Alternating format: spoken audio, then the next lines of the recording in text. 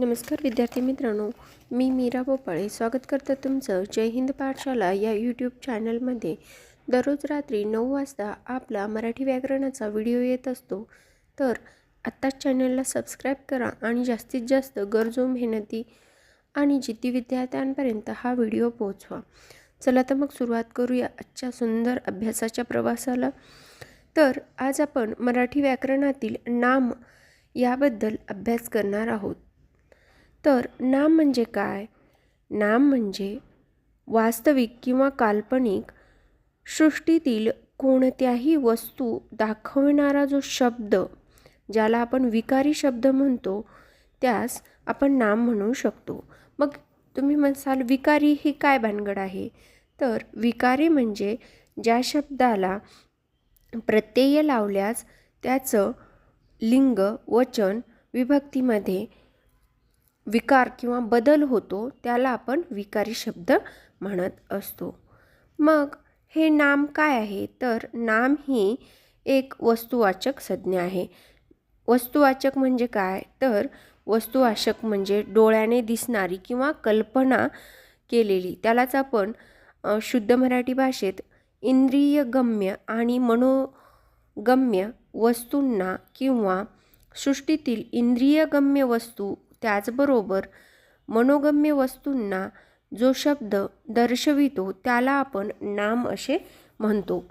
त्यानंतर नाम हे सामान्य रूप होते, त्याचबरोबर प्राणी, पदार्थ व त्याच्या अंगचे जे धर्म असतात, जसं की राग, लोभ, माद, मत्सर, ह्या सर्व गुणांचा प्रकार नामामध्ये येतो। मी तुम्हाला अगोदरच सांगितले की त्यांच्या लिंग, वचन आणि विभक्ती यांचे विकार होतात, म्हणून त्यांना सामान्य रूप भेटत असते, म्हणून त्यांना नाम असं सुद्धा म्हणतात। शब्दयोग्य अवयवाचा विकार होत असतो नामामध्ये। त्यानंतर उद्योगत्व आणि विकारत्व ही दोन गुणधर्मसुद्धा नाम या संज्ञेतच येतात। मग नामाचे प्रकार पाहत असताना म.के. दामले यांनी दोन प्रकारे त्यांचं वर्णन केले। कसं? तर धर्मवाचक नाम आणि धर्मीवाचक नाम। आता धर्मीवाचक हा प्रकार काय आहे? तर धर्मीवाचक नाम म्हणजे प्राण्याचा अथवा पदार्थाचा, त्याच्या समूहाचा जो बोध होत असतो त्याला, म्हणजे काय तर समान बोध होतो, त्याला आपण धर्मीवाचक नाम म्हणतो। धर्मवाचक नामामध्ये भाववाचक नाम हे एकटं येतं, तर धर्मीवाचक नामामध्ये सामान्य नाम आणि विशेष नाम येत असतं। तर खरे पाहता नामाचे आपण 3 प्रकारात विभाग केलेला आहे, जसं की भाववाचक नाम, सामान्य नाम आणि विशेष नाम। आणि म.के. दामलेने केले त्याप्रमाणे सुद्धा मी तुम्हाला सांगितलेलंच आहे। आता आपण सामान्य नाम पाहूया। आता सामान्य नाम पाहत असताना सामान्य नामाचं 2 प्रकारात वर्गीकरण केलं जातं, ज्यामध्ये पदार्थवाचक नाम आणि समूहवाचक नाम असे ते प्रकार आहेत। आता पदार्थवाचक आणि समूहवाचक ही काय भानगड आहे म्हणसाल तुम्ही? तर पदार्थवाचक म्हणजे ज्याला आपण किलोग्राम, ग्राम, तसंच लिटर आणि मीटरमध्ये मोजू शकतो, ही काय झाले पदार्थवाचक नामाचे प्रकार झाले, ज्याच्यामध्ये आपण सांगू शकतो सोने, तांदूळ, दूध, पापड हे काय झाले तर पदार्थवाचक नाम झाले, आणि ते कसे असतात तर ते एकवचनी असतात। मग समूहवाचक नाम काय आहे? तर समूहवाचक नाम हे काय करतं तर एका समूहाचा, पूर्ण एका ग्रुपचा बोध करतं, त्याला आपण समूहवाचक नाव म्हणतो। जसं की सैन्य, कळप, थवा हे काय झाले ग्रुपचे नाव झाले। काही वेळेस हे एकवचनी असतात, तर काही वेळेस हे अनेकवचनी असतात। आता सामान्य नामाची वैशिष्ट्य काय? तर सामान्य नाम हा समान गुणधर्म दाखवतो। जसं की मनुष्य म्हटलं की आपल्याला सर्वच मनुष्य दिसतात, जसं की स्त्री, पुरुष जे काही असेल ते मनुष्याचं रूप आहे, मग ते सगळे समानच दिसणार ना आपल्याला, म्हणून सामान्य रूप हे समान गुणधर्म दर्शवितात। त्याचबरोबर ते जातीवाचक नाम असतात आणि त्याचबरोबर ते अनेकवचनी होत असते। त्याला स्वतःचा अर्थ असतो, स्वतःचे अस्तित्व असते, सर्वसामान्य गुण वैशिष्ट्य दाखविणारी जसं की जात लिंग कळत असते. आता लिंग कळते म्हणजे काय होतं, तर जसं की आपल्याला बैल म्हटलं की तो काय आहे, पुरुष आहे हे कळतं. म्हैस म्हटलं की ती स्त्री आहे हे कळतं. हे काय झालं, लिंग कळतं. संख्येने बहुधा मोजता येणारी नामं म्हणजे त्याला आपण सामान्य नाम म्हणू शकतो किंवा विशेष प्रसंगी विशेष नामासारखा सुद्धा उपयोग सामान्य नामाचा होतो. हे एक विशिष्ट गुणधर्म आहे सामान्य नामाचं. यानंतर विशेष नाम. आता विशेष नाम काय आहे, तर विशिष्ट व्यक्तीच्या किंवा प्राण्याचा ज्यावेळेस बोध होत असतो तेव्हा आपण विशेष नाम असं म्हणू शकतो. जसं की मी मीरा, त्याचबरोबर राम, सीता ही काय झाली विशेष नामाची उदाहरणे झाले. ते कसे असतात, तर व्यक्तिवाचक असतात, ते एकवचनी असतात. त्याचबरोबर अर्थहीन फक्त खूण दाखवणारे हे विशेष नाम असतात. त्यामध्ये लिंग निश्चित असते. जसं की आता मीरा म्हटलं की आपल्याला कळतं की मी स्त्री आहे, ही लिंग काय झालं, निश्चित झालं. यानंतर आपण भाववाचक नाम, ज्यालाच आपण काय म्हणतो, तर धर्मीवाचक नामसुद्धा म्हणत असतो. ज्यामध्ये प्राणी वस्तू यांचा गुणधर्माचा भाव याचा बोध होतो त्याला आपण भाववाचक नाव म्हणतो. आता धर्मीवाचक हे नाव कुणी दिलं भाववाचक नामाला, तर ते होते मक्के दामले, मी सुरुवातीला सांगितल्याप्रमाणे. पण गुणबोधक नाम असं सुद्धा एक नाव दिलेलं आहे, जे आहेत गोडबोले हे लेखक, ज्यांनी भाववाचक नामाला गुणबोधक नाव हे दिलेलं आहे. त्यानंतर भाववाचक नाम हे एकवचनी असतं, नेहमीच ते काल्पनिक असतं आणि ते स्थिती किंवा क्रियादर्शक असतं. जसं की स्थितीदर्शक म्हटलं तर आपल्याला सांगता येईल की बाल्यावस्था, वार्धक्य, मरण, तरुण ह्या काय झाल्या अवस्था झाल्या, ते काय झालं स्थितीदर्शक भाववाचक नाम झालं. त्यानंतर क्रियादर्शक हास्य, चोरी, उड्डाण हे काय झालं, तर क्रिया दर्शवितं आणि हे भाववाचक नाम आहे. मग काही वेळेस स्थितीदर्शक आणि काही वेळेस क्रियादर्शक असं सुद्धा भाववाचक नाम असतं. मग हे भाववाचक नाम तयार कसं होतं, तर हे भाववाचक नाम तयार होत असताना सामान्य नाम किंवा विशेष नाम किंवा त्यालाच आपण विशेष धातू अधिक य, त्व, पण, पणा, त्वा, गिरी, आई, इक, ई, का, वा ही प्रत्यये लागतात आणि तयार होतं ते भाववाचक नाम. जसं की गरीब, गरीब काय आहे सामान्य नाम. ई लागलं गरीबी, ई लागलं की ई हा प्रत्यय लागला की ते झालं भाववाचक नाम. आता या नामाचे काही उपयोग आहेत का, तर हो, सर्वच नामाचे वेगवेगळे उपयोग आहेत. तर पहिला उपयोग आहे सामान्य नामाचा विशेष नाम म्हणून उपयोग केला जातो. आता सामान्य नामाचा विशेष नाम म्हणून उपयोग केला जातो तर तो कसा, उदाहरण पाहायचं झालं तर शेजारची तारा PSI झाली. आता शेजारची तारा, आता तारा काय आहे, एक म्हणजे विशेष नाम आहे याच्यामध्ये, पण ते सामान्य नामसुद्धा आहे. जसं की आपण आकाशातले जी काही तारे पाहतो त्याला आपण काय म्हणतो, तारा म्हणतो. ते काय झालं सामान्य नाम झालं. पण इथं काय झालं, एका मुलीचं नाव तारा आहे म्हणून इथं काय झालं त्याचा उपयोग, तर विशेष नाम म्हणून झाला. ही सुद्धा गोष्ट खूप महत्त्वाची आहे आणि ही गोष्ट लक्षात ठेवायची. काही वेळेस काय होतं, विशेष नामाचा सामान्य नाम म्हणून उपयोग होतो. जसं की तुमचा मुलगा म्हणजे कुंभकर्णच आहे. आता कुंभकर्ण आपल्याला माहीत आहे की रामायणामध्ये रावणाचा भाऊ होता, बरोबर. पण इथे काय झालंय, झोपाळू जो मुलगा आहे त्याला कुंभकर्णाची उपमा देऊन हे सामान्य नाव केलेलं आहे. कुंभकर्ण हे विशेष नाव असताना सुद्धा त्याचं रूपांतर हे सामान्य नामामध्ये केलेलं आहे. त्यानंतर तिसरा उपयोग आहे भाववाचक नामाचा विशेष नाम म्हणून उपयोग करणं. जसं की शांती उद्या मुंबईला जाईल. आता शांती काय आहे, भाववाचक नाम. मग इथं काय केलं आहे, शांती एका बाईचं नाव केलं आणि ती काय करणार आहे, उद्या मुंबईला जाणार आहे. मग काय झालं तर ते विशेष नाम झालं. त्यानंतर विशेषणाचा सामान्य नाम म्हणून उपयोग करणं. आता विशेष नामाचा सामान्य नाम म्हणून कसा उपयोग केला जातो? मराठी रंगभूमीला 3 पुरुषोत्तम लाभले किंवा लागले. आता पुरुषोत्तम काय आहे? मुलाचं नाव आहे. पण आपण इथं काय केलंय? अनेक वचनी उपयोग करून त्याचं सामान्य नाम केलेलं आहे. त्यानंतर काही एक अक्षरी शब्द असतात ज्याला सामान्य नाम म्हणून आपण दर्शवू शकतो. जसं की इथे क चा काना नीट दिसत नाही रे. आपण शाळेमध्ये खूपदा ऐकतो की क चा काना इथे नीट दिसत नाही. क काय झालं तर क झालं एक अक्षरी शब्द आणि त्याला आपण काना नाही आहे म्हणून त्याला काय केलं? सामान्य नाव केलेलं आहे. आता नामामध्ये साधित नामे हा एक प्रकार पडतो, ज्यामध्ये विशेष साधित नामे, अव्यय साधित नामे आणि धातू साधित नामे असे प्रकार पडतात. पण त्या अगोदर आपण साधित नामे काय आहे हे पाहूया. आता साधित नामे पाहायचं झालं तर विशेषण, अव्यय आणि धातू साधित यांचा वापर करून त्यांना साधित नामे असं म्हणता येतं. मग याची 3 रूपे आहेत. मी अगोदरच तुम्हाला सांगितलेले आहेत. विशेषण साधित रूप, अव्यय साधित रूप आणि धातू साधित नामे.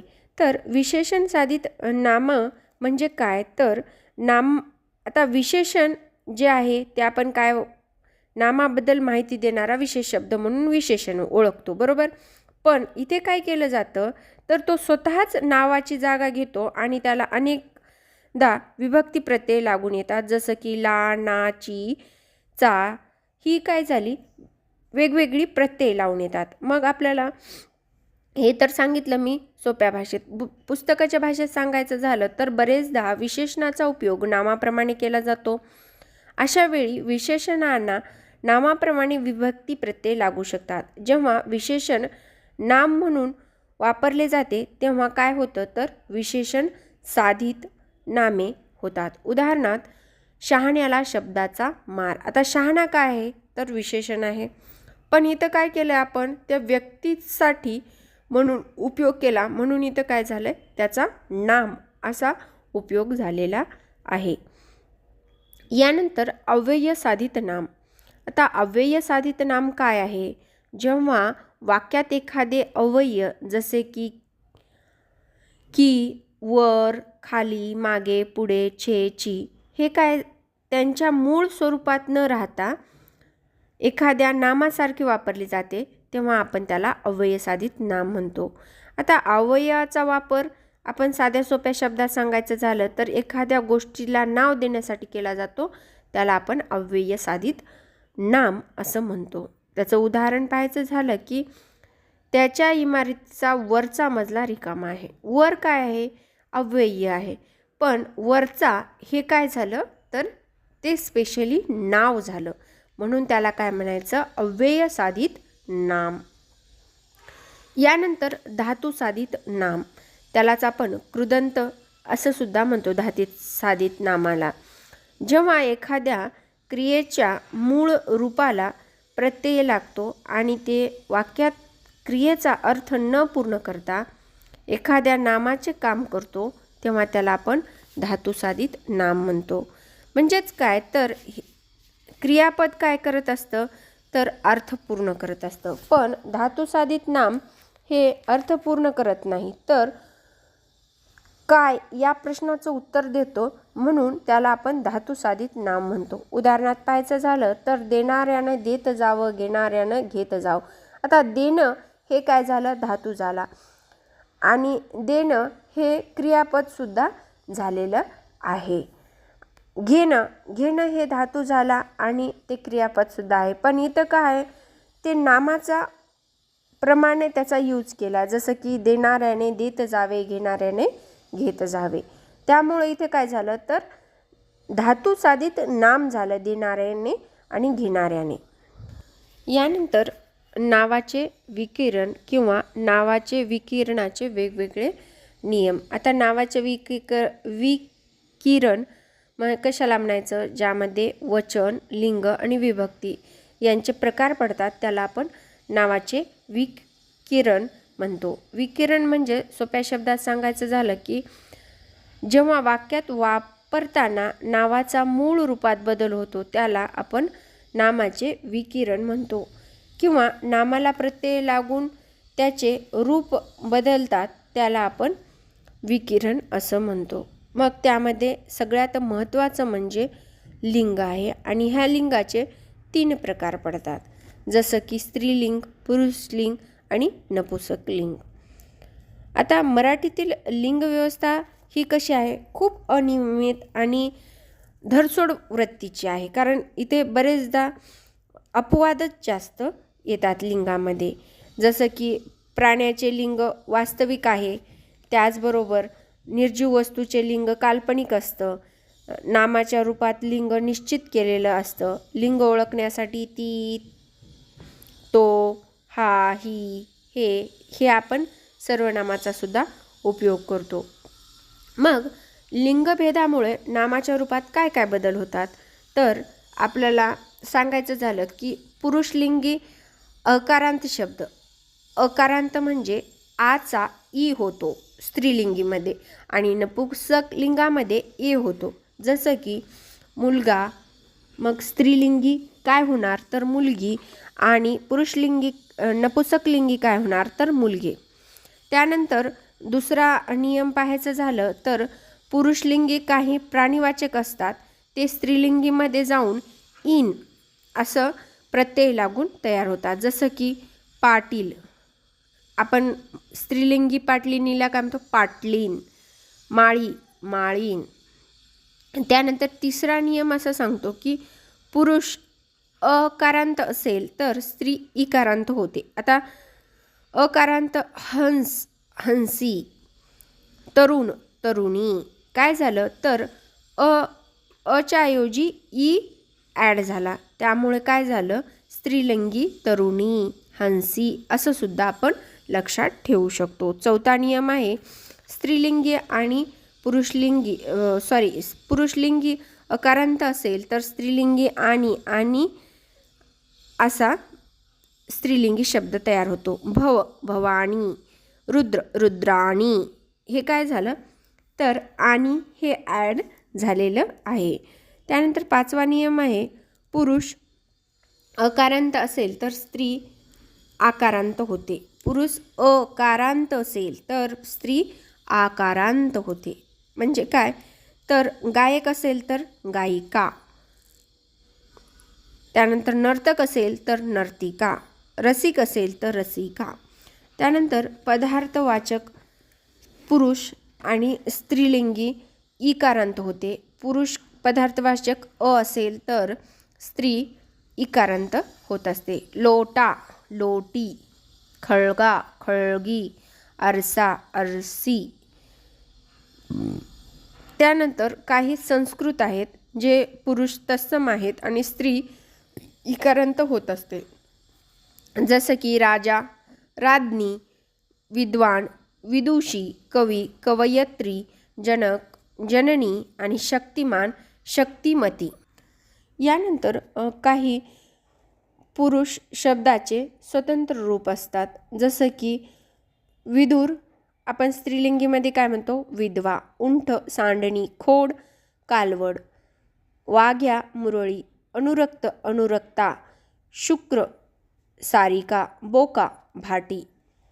यानंतर निरनिराळ्या लिंगात शब्द पुरुष व स्त्रीलिंगी एकसारखेच असतात. जसं की बाग, वेळ, मजा, जिन्नस, ढेकर, मध, तारा, वाणी, वेल, व्याधी, लसूण, तंबाखू. या शब्दाचे काय पुरुषलिंगी आणि स्त्रीलिंगी सारखेच असतात. त्यानंतर काही पुरुषलिंगी हे आणि नपुंसकलिंगी सारखेच असतात. जसं की हरिण, माकड, डुक्कर, माणूस, गाढव, नेत्र, मुंगूस, बदक, पक्षी, गाव. हे काय आहेत पुरुष आणि नपुंसकलिंगी सेमच असतात. त्यानंतर स्त्री आणि नपुंसकलिंगी सेम असणारे शब्द मांजर, पितळ, कमल, अस्वल, शिकरण, दुकान आणि तपकीर. हे काय झाले तर स्त्रीलिंगी आणि नपुंसकलिंगी एकसारखे शब्द. आता काय होतात काही शब्द असे असतात पुरुषलिंगी, स्त्रीलिंगी आणि नपुंसकलिंगीमध्ये सेम असतात. ती कुठली शब्द आहेत तर ते आहे पोर, मूल, बाळ. ही 3 शब्द काय पुरुष स्त्रीलिंगी असो, पुरुषलिंगी असो, नपुंसकलिंगी असो सेमच असणार. आता काय असतात काही परभाषेतील शब्द असतात जे की मराठी भाषेत त्यांचं कोणतं रूप असतं त्यानुसार त्यांचं इंग्रजी भाषेतील शब्दांचं रूप ठरत असतं. आपण आता मराठीत काय म्हणतो जोडा, इंग्रजीत काय म्हणतो बूट. तर जोडा म्हणजे काय पुरुषलिंगी शब्द आहे.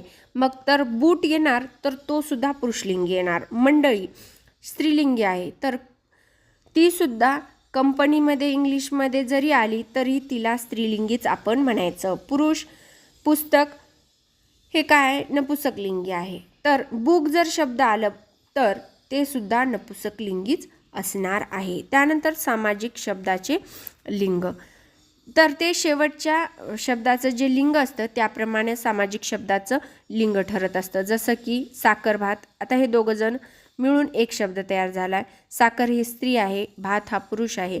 पण आपण जेव्हा साखर भात हे शब्द उच्चारतो तेव्हा आपल्याला जर त्या साखर भात या शब्दाचं लिंग विचारलं तर ते होणार पुल्लिंगी, कारण भात हे पुरुषलिंगी आहे. म्हणजे काय तर शेवटच्या शब्दाच्या लिंगाप्रमाणे त्याचं लिंग ठरणार. देवघर, आता देव काय आहे पुरुषलिंगी आहे, घर काय आहे नपुंसकलिंगी, मग देवघर काय झालं नपुंसकलिंगी शब्द झाला. मीठ भाकर, मीठ काय आहे नपुंसकलिंगी, भाकर काय आहे स्त्रीलिंगी, मग मीठ भाकर हा शब्द काय झाला तर स्त्रीलिंगी झाला. आता काही एकलिंगी शब्द जे की पुरुषलिंगी असतात जसं की गरुड, उंदीर, साप, टोळी, मासा, कावळा, सरडा, डास ही काय झाली एकलिंगी शब्द आहेत. त्यामध्ये स्त्रीलिंगी शब्द काही आहेत घार, जळू, घूस, मुंगी, पिसू, मेना, घोरपड ही काय झाली स्त्रीलिंगी शब्द झाले. आता नपुंसकलिंगी शब्द पाहूया. नपुंसकलिंगी कोणता आहे तर घुबड, तरस, झुरळ, चिलट ही नपुंसकलिंगी शब्द झाले. आता सगळ्यात महत्त्वाचं आणि शेवटचा नियम लास्ट बट नॉट लिस्ट आपल्याला असं सांगता येईल तो म्हणजे भाववाचक नामाचं लिंग व्यवस्था. या लिंग व्यवस्थेवर प्रश्न आयोगाने विचारलेला आहे. तर भाववाचक लिंग व्यवस्थेमध्ये पुरुष लिंगी शब्द आहेत पण, वा. स्त्रीलिंगी शब्द आहे ई, की, ता, गी, री, आई ही स्त्रीलिंगी शब्द आहेत भाववाचक. आणि नपुंसकलिंगी आहेत यत व पणा हे नपुंसकलिंगी शब्द आहेत. शेवटपर्यंत व्हिडिओ पाहिल्याबद्दल धन्यवाद. व्हिडिओ आवडला तर व्हिडिओला लाईक करा, चॅनलला सबस्क्राईब करा आणि जास्तीत जास्त गरजू आणि मेहनती जिद्दी विद्यार्थ्यांपर्यंत हा व्हिडिओ पोचवा. व्हिडिओ शेवटपर्यंत पाहिल्याबद्दल परत एकदा धन्यवाद, मनपूर्वक धन्यवाद.